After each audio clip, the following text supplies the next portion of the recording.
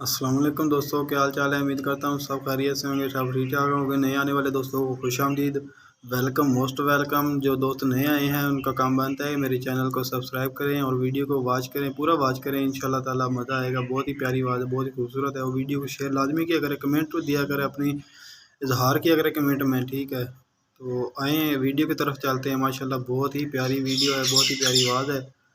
तो जज़ाकल्लाह शुरू करते हैं।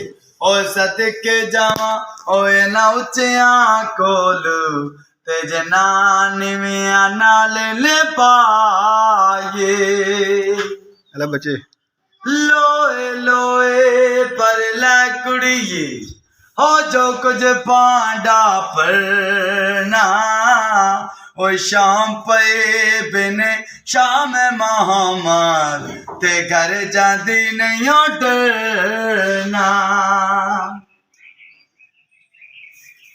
हो की होया जो मैं कहती होया ओ सदा नहीं कहती हो रहना एक दिन मालिक कराम करे सी तेरा ले मिल सकिया बैना एक दिन मालिक कराम करे सी तेरा ले मिल सकिया बैना हो पीर मेरा तमड़िया वाला हो पीर शाह कलंदर हर मुश्किल मेरी मदद करेंदा ते दो जहां दे अंदर।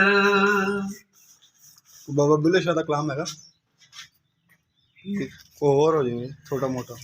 हो भाई पाइया ते दर्द मंडाते ते भाई पाइया दिया बावा बाप से राते और ताज मोहम्मद ते मामा ठंडिया चा